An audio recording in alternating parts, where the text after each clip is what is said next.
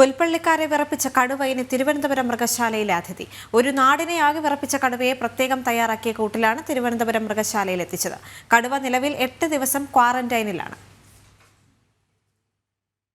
വയനാട് പുൽപ്പള്ളി ഭാഗത്ത് കാട്ടിലും നാട്ടിലുമായി വിഹരിച്ച കടുവയ്ക്ക് ഇനി കാടും നാടുമെല്ലാം തിരുവനന്തപുരം മൃഗശാലയിലെ 4 ചുമരുകളുള്ള കൂടാണ്. കാടിന്റെ വന്യതയും സ്വാതന്ത്ര്യത്തിന്റെ ശുദ്ധവായുവുമെല്ലാം നഷ്ടപ്പെടുത്തി നാട്ടിലിറങ്ങി വിലസിയതാണ് 8 വയസ്സുകാരിയായ ഈ പെൺകടുവയ്ക്ക് വിനയായത്.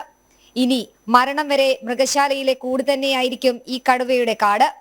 വയനാട്ടിൽ വനം വകുപ്പിന്റെ കൂട്ടിൽ പിടിയിലായ കടുവയെ തിരുവനന്തപുരം മൃഗശാലയിൽ എത്തിച്ചു. ഏറെ നാൾ വയനാട് പുൽപ്പള്ളി അമരക്കുനി ഭാഗത്തെ വളർത്തുമൃഗങ്ങളെ കൊന്നുതിന്ന് ഒരു നാടിനെ ആകെ വിറപ്പിച്ച കടുവയെ പ്രത്യേകം തയ്യാറാക്കിയ കൂട്ടിലാണ് തിരുവനന്തപുരം മൃഗശാലയിൽ എത്തിച്ചത്. പ്രത്യേകം തയ്യാറാക്കിയ കൂട് സ്ഥാപിച്ച ലോറിയെ ഒരു വെറ്റിനറി ഡോക്ടർ അടങ്ങിയ വൈദ്യസംഘവും വനം വകുപ്പിന്റെ RRT സംഘവും അനുഗമിച്ചു. മൃഗശാലയിലെ മൃഗാശുപത്രിയിലാണ് കടുവയെ ആദ്യം പ്രവേശിപ്പിച്ചത്. ഇനി ക്വാറന്റൈനു ശേഷം സന്ദർശകർക്ക് കടുവയെ കാണാം. ജനം, തിരുവനന്തപുരം.